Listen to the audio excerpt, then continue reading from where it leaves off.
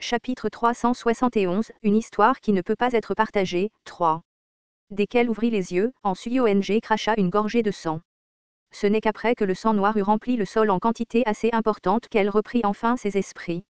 La première chose qu'elle vit fut la forêt dense. Ce n'était pas l'endroit où elle se battait contre Yuk tout à l'heure. J'ai vraiment failli mourir là-bas. Français Yuk, fils de pute. Si elle n'avait pas transféré ses souvenirs à un avatar factice en attente au tout dernier moment, elle serait morte pour de bon. Vous avez épuisé le quota d'aujourd'hui pour l'autorisation de transfert de mémoire. À partir de maintenant, l'avatar applicable agira comme votre vrai corps. Elle s'attendait à ce que quelque chose comme ça se produise. La fable, plagiat prédictif, continue avec hésitation sa narration. En Suyong a pu clairement assister à plusieurs scènes à travers cette fable appelée plagiat prédictif, celle qu'elle a gagnée après avoir vécu ce rêve mystérieux. Comme les différents futurs qui changeraient en fonction des choix qu'elle ferait, la mort de Kim Dok-jia, ou peut-être même la mort de Yuk. Et puis, le seul futur où ces deux choix terribles pourraient être complètement évités. En raison de la pénalité de transfert de mémoire, vos capacités physiques seront considérablement affaiblies. Je jure, si l'un d'eux est mort, alors je... En Suyong se plaignit tristement et essaya de sentir les vagues d'énergie magique des environs. Elle avait encore besoin de localiser la direction où se trouvaient ces deux-là. Peu de temps après, ses sens captèrent deux statues assez énormes. Elle courut rapidement dans cette direction. De tous les futurs qu'elle avait lus, c'était le seul qui fonctionnait bien. Kim Dok-jia n'était pas mort, et pour la première fois, ces deux idiots allaient pouvoir partager une vraie conversation. C'était ce que le plagiat prédictif de Han Suyong avait prédit, et c'est pourquoi elle n'avait pas essayé d'esquiver l'épée de Yuk à la dernière seconde. Donc, Kim Dok-jia devrait certainement être en vie. C'est à cet endroit qu'elle entendit le bruit d'une épée sans très choquant contre quelque chose d'autre. Est-ce qu'ils se battent encore? Ces idiots, je suis même morte pour que vous puissiez vous parler, mais ça... Elle se dit qu'elle avait vraiment besoin de donner une leçon sévère à ces deux hommes quand elle serait arrivée là-bas. Mais, quand elle s'est écartée des buissons et s'est avancée, le spectacle qui s'ensuivit l'a effrayée d'une manière plutôt grandiose. Kvank. Bang. Yuk frappait impitoyablement son épée sur Kim Dok-jia, actuellement étendu sur le sol. Et? Espèce de fils de pute fou. Astérisque. Je suppose que ça n'a pas marché? Yuk a observé Kim Dok-jia allongé sur le sol. Sur la poitrine de l'homme inconscient, la blessure superficielle laissée par son épée démoniaque céleste sombre était clairement visible. Mais, je pensais l'avoir vue tout à l'heure. Yuk saisit fermement son épée et concentra son esprit. Et presque immédiatement, il sentit l'aura sombre suinter du corps de Kim Dok-jia. C'était le mur, l'identité de étrangeté, qu'il ressentait chaque fois qu'il regardait Kim Dok-jia. Je peux le voir. Il pouvait voir un mur noir de jets, composé d'innombrables textes. Il leva son épée bien haut et frappa puissamment ce mur à nouveau. Maintenant qu'un transcendant commença à le marteler avec une intention sérieuse, le mur commença à trembler de manière instable. Le quatrième mur vous regarde fixement. Sans se soucier de savoir s'il vous regardait fixement ou non, Yuk continua à marteler ce mur. Au-delà de ce mur, il pourrait y avoir. S'il ne voulait pas s'ouvrir, alors jusqu'à ce qu'il le fasse, s'il ne pouvait pas être brisé, alors jusqu'à ce qu'il le brise. Encore, et encore. Mais ensuite... Et, espèce de salaud fou. As-tu perdu la tête? Accompagné d'une voix stridente, il sentit un impact plutôt puissant à l'arrière de sa tête. Le sang coula et bloqua sa vision. À travers tout ce rouge, il vit en Suyong s'agenouiller à côté de Kim Dok-jia. Et, Kim Dok-jia. Reprends-toi. Réveille-toi. Qu'est-ce que c'est que ce bordel? Il n'est pas mort? Yuk fronça les sourcils, mécontent, en titubant sur ses pieds. En Suyong. Est-ce que tu veux vraiment mourir aujourd'hui? Tu m'as déjà tué une fois aujourd'hui, bâtard. Je savais que tu ne mourrais pas depuis le début. Arrête de mentir. Mon jeu d'acteur était au-delà de la perfection, tu sais. Elle grogna de colère et désigna son corps d'incarnation, qui était son vrai corps jusqu'à il y a quelques minutes seulement, toujours étendu dans un coin oublié là-bas. Le corps d'incarnation, en train de s'effondrer, montrait des signes évidents de saignement. Un avatar n'aurait rien saigné en premier lieu. Yuk parla nonchalamment. Un avatar saignerait comme le vrai corps s'il était imprégné d'une certaine quantité de souvenirs. Oh mon Dieu! Et comment as-tu découvert ça? D'après le disque que tu as écrit toi-même? Plus précisément, toi du 1863 The Tour, c'est-à-dire. Moi, à ce tour, j'ai écrit toutes sortes de conneries, n'est-ce pas? Bon Dieu. Elle avait beaucoup de choses à demander, mais elle a choisi de ne pas le faire. Au lieu de cela, elle a tapoté la joue de Kim Dok-jia et a parlé.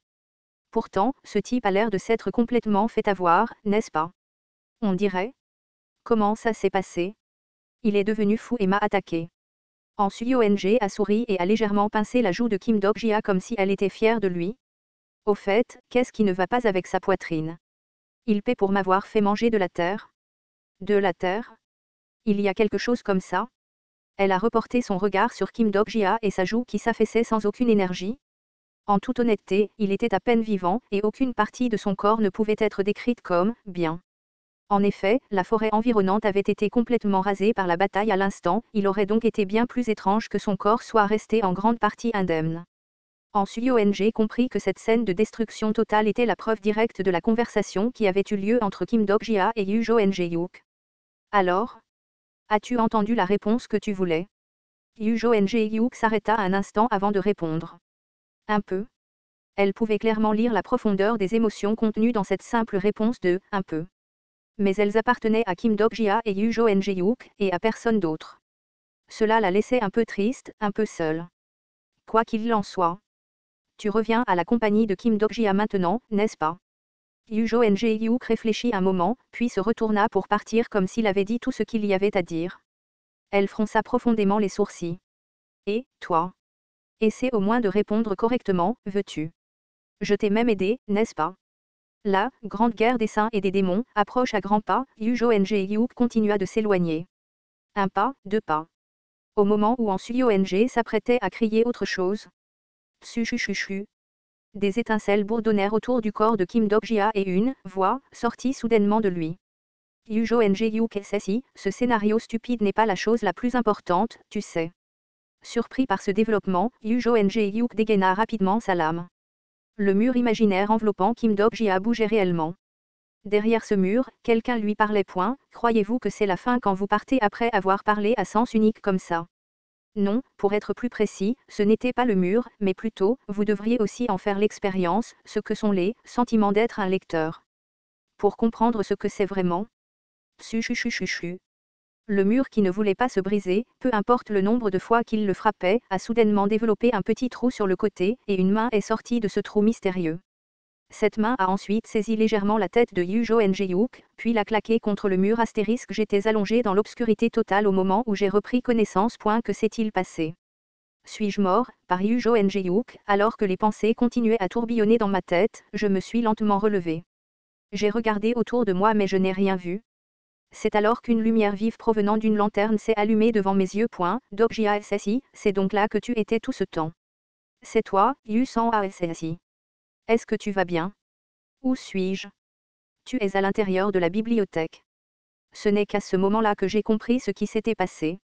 Très probablement, j'ai été aspiré à l'intérieur du 4e mur alors que je m'évanouissais à nouveau. Au fait, est-ce qu'il fait toujours aussi sombre à l'intérieur? Non, c'est juste que la bibliothèque est dans un état de chaos en ce moment, voyez-vous. Les répliques de la bataille ont cette fois tué toutes les lanternes à l'intérieur, et toutes les étagères sont tombées. Tout le monde fait de son mieux pour essayer de tout restaurer en ce moment. Mes excuses. Je t'ai créé beaucoup d'ennuis.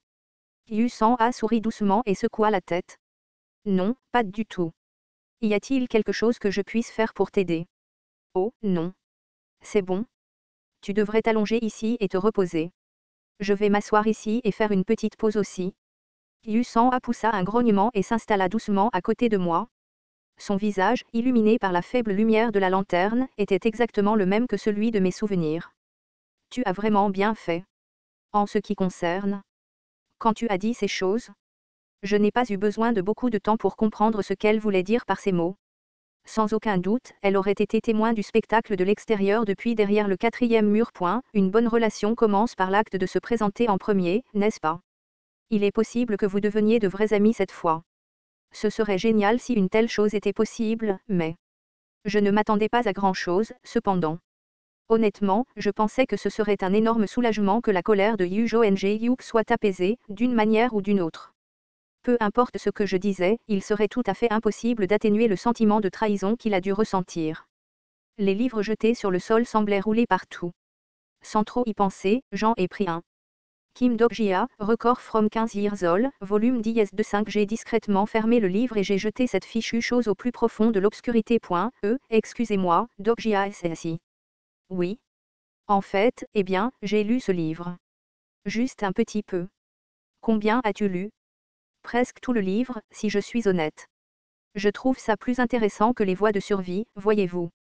Je suis désolé. Mon visage a rougi à cause de la chaleur, mais il n'y avait rien à faire alors qu'elle l'avait déjà lu. C'est bon.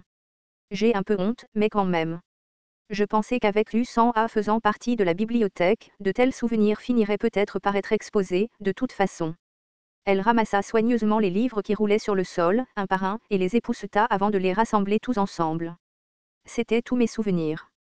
Son expression, comme teintée par l'obscurité, était difficile à voir, mais je pouvais néanmoins sentir à quel point elle se sentait troublée en ce moment.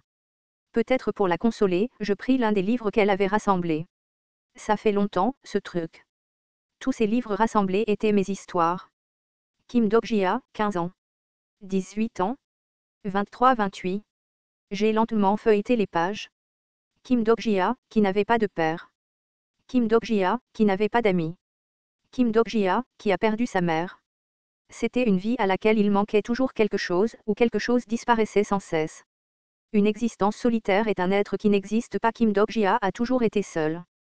Et c'est pourquoi il était le seul enfant, Dok-jia / et le Kim Dok-jia n'existait pas. Quelle parole tristement raisonnable. Cependant, il y eut un seul moment où ce Kim Dok-jia existait, c'était lorsque le Dok-jia, enfant unique / devint le Dok-jia, lecteur / Une histoire de vie racontée comme un long rapport sur un seul livre, c'était fondamentalement ma vie en un mot. J'ai passé mon adolescence avec les voies de la survie, et je me suis caché derrière le mur que cette histoire avait créé pour moi afin d'esquiver les doigts pointés des autres. Enfin. Il n'avait pris vie qu'en lisant la voie de la survie. J'ai senti le regard de Lu100A me fixant de mon côté. Je ne savais pas pourquoi, mais j'avais aussi l'impression que ce n'était pas elle seule, peut-être que d'autres bibliothécaires m'observaient aussi depuis quelque part dans l'obscurité. C'est alors qu'un texte inattendu a attiré mon attention dans la page ouverte. J'ai rencontré une personne étrange aujourd'hui pendant l'interview. Le nom de cette personne est Lu100A. Au moment où j'ai lu cela, j'ai fermé le livre sans m'en rendre compte. Se pourrait-il que Lu100A SSI ait également lu cette partie? Ne t'es-tu jamais posé cette question auparavant, Dok-jia SSI? Excuse-moi. À propos de quoi? Et si les scénarios n'avaient pas commencé? Que nous serait-il arrivé? Je n'y avais pas pensé. Et si les chemins de la survie n'étaient pas devenus réalité à l'époque? Et si le roman, Chemin de la survie, avait atteint sa conclusion naturelle et que le temps avait continué à s'écouler, que me serait-il arrivé? Serais-je toujours en vie? Aurais-je pu continuer? Est-ce que nous travaillerions toujours pour la même entreprise qu'avant?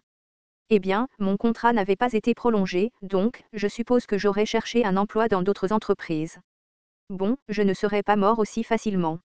J'aurais pensé à mourir de temps en temps, et aussi, il aurait pu y avoir de nombreux jours où je me serais endormi en relisant les chemins de la survie, mais... Ouais, je ne serais pas mort. Pas si facilement. J'aurais continué à vivre, d'une manière ou d'une autre. Dans ce monde, je ne serais pas devenu ami avec toi, Lu100A SSI. Mon lieu de travail aurait changé, et nous n'aurions aucune raison d'entrer en contact l'un avec l'autre, après tout.